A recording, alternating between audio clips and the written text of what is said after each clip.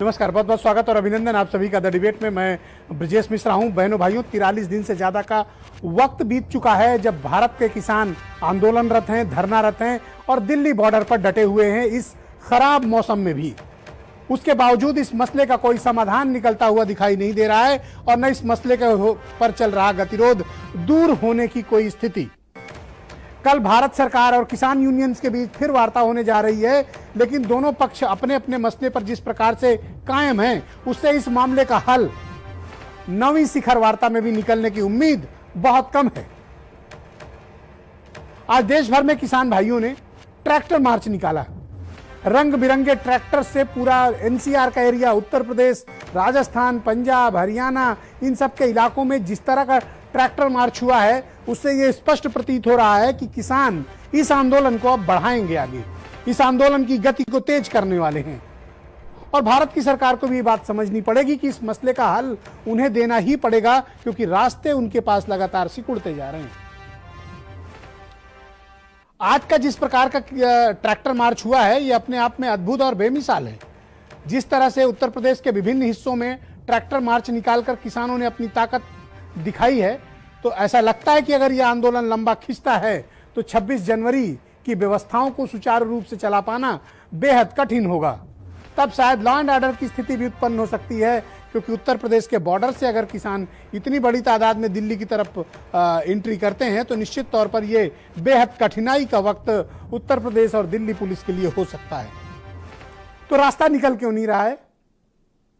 किसानों की स्पष्ट मांग है 3 कानून वापस लो खेती से जुड़े हुए और एमएसपी गारंटीड करो। उससे कम पर कोई स्वीकार्यता नहीं है। भारत सरकार कह रही है कि वो संशोधनों के लिए तैयार हैं, कानून रद्द नहीं होगा। एमएसपी पर गारंटी का कोई कानून नहीं आएगा, इस पर भी सहमति भारत सरकार नहीं दे रही है। तो ये देश 43 दिनों से क्या देख रहा है? दिल्ली एक प्रकार से, दिल्ली के 2-3 बॉर्डर बंधक हैं। गाजियाबाद से दिल्ली जाने वाली पूरी एक रोड ब्लॉक है। किसान भाई इस भयानक सर्दी में, और दिल्ली में तो बारिश भी हो रही है, वो धरने पर बैठे हुए हैं। 53 से ज्यादा किसान भाई शहीद हो चुके हैं।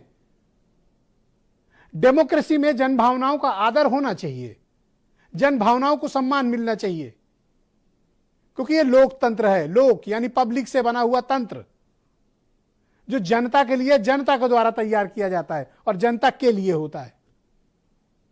डेमोक्रेसी में जन भावना से ऊपर कुछ नहीं होता। भले ही संवैधानिक व्यवस्थाओं की आपको वोट मिला, 5 साल हुकूमत करें, लेकिन जन भावनाओं का ध्यान हर सरकारों को रखना चाहिए। परसेप्शन मैटर करता है डेमोक्रेसी में। और शायद ही कभी किस तरह के आंदोलन देखने को हमारी आपकी पीढ़ी को मिला हो। मुझे तो नहीं मिला इस तरह का आंदोलन देखने का अवसर। जिस प्रकार से किसान भाई जिस तैयारी के साथ, जिस दृढ़ता के साथ, जिस संकल्प के साथ आए हुए हैं, यह अपने आप में बेहद अनोखा है, अविस्मरणीय है। मैंने कभी अपने जीवन काल में इतना बड़ा किसान आंदोलन और इतने व्यवस्थित और शांतिपूर्ण तरीके से नहीं देखा जितना बड़ा यह किसान आंदोलन है। वो अपनी मांग को लेकर स्थिर हैं और डटे हुए हैं। हर संभव कोशिश हुई इस आंदोलन को बदनाम करने की, कुचलने की, डराने की, भगाने की, अपमानित करने की, लेकिन किसान झुका नहीं। तो फिर हल क्या है इसका? क्या यह अनंत काल तक चलता रहे, या फिर इस मामले के हम समाधान के विकल्प की तरफ बढ़ें? जब किसानों की इतनी बड़ी तादाद, जिनको आप कहते हैं कि हम आपकी आमदनी दुगना करना चाहते हैं और आपका जीवन बदलना चाहते हैं, वो अपना जीवन नहीं बदलवाना चाहते, तो ऐसी जिद क्यों कि हम ये कानून लागू ही करेंगे? तो क्या ये कानून किसान के लिए है, या कंपनियों के लिए है, या कारपोरेट के लिए है? किसके लिए है?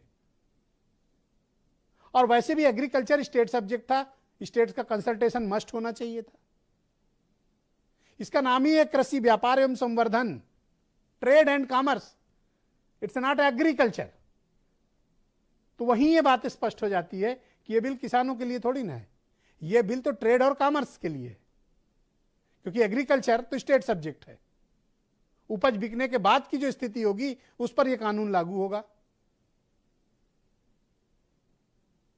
किसान भाइयों को इस बात की आशंका है कि इस कानून के लागू होने से उनकी खेती बाड़ी जा सकती है, उनको उनकी फसल का उचित मूल्य नहीं मिलेगा और भविष्य में उनके हाथों से चीजें निकल जाएंगी।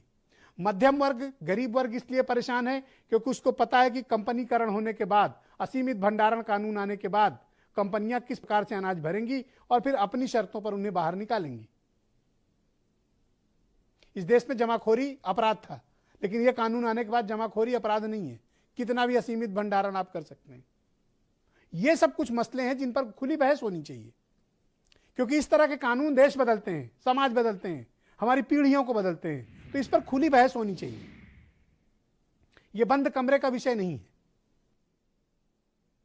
आज सुप्रीम कोर्ट ने इस मसले पर इंटरवीन किया, लेकिन एक अजीब सी बात आ गई। कहा गया कि कोरोना के नियमों का पालन हो रहा है कि नहीं हो रहा है, और तुलना किससे की जा रही? तबलीगी जमात से की जा रही है। सुप्रीम कोर्ट ने हालांकि रिटर्न में ये बात नहीं कही, लेकिन ऑब्जर्वेशन में सुप्रीम कोर्ट की तरफ से यह बात आई।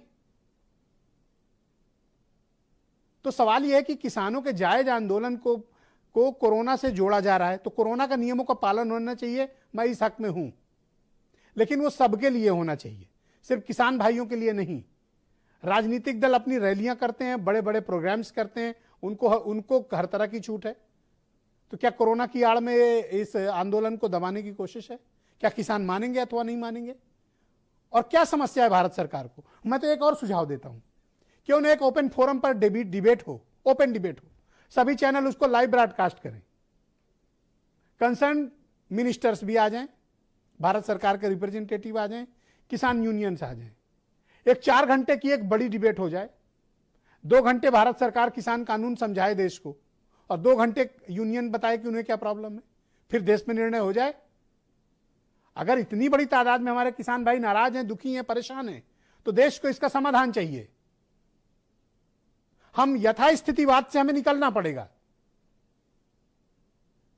चीजों को यूं ही छोड़ देना, लटकाना, अटकाना, भटकाना खत्म करना पड़ेगा। हमें समाधान की तरफ बढ़ना पड़ेगा, क्योंकि जब तक आप समाधान नहीं देंगे तब तक इस आंदोलन को आप यूं ही नहीं छोड़ सकते, क्योंकि आने वाले दिनों में यह आंदोलन बड़ा व्यापक और वृहद रूप लेने जा रहा है। सरकार को इस बात को समझना चाहिए। उत्तर प्रदेश में तो आंदोलन को दबाने के लिए दरोगा जी घर घर जा रहे हैं, डंडे चला रही है पुलिस, रोक रही है, किसानों के साथ मारपीट कर रही है। किसान हर थाने थाने में चिन्हित हो रहे हैं कि कौन कौन ऐसे किसान हैं जो दिल्ली जा सकते हैं। उनके घरों में पुलिस जा रही है, उनको दबाया जा रहा है। तो क्या आवाज उठाना डेमोक्रेसी में गुनाह है? पीसफुल प्रोटेस्ट गुनाह है? डेमोक्रेसी में ये हमारा राइट है, हर नागरिक का राइट है। भाई इंडियन, ये आपका बर्थ राइट है। आपको संविधान से अधिकार मिले हैं, किसी हुकूमत ने नहीं दिए हैं, किसी पॉलिटिकल पार्टी ने नहीं दिए हैं, किसी सोसाइटी ने नहीं दिए हैं।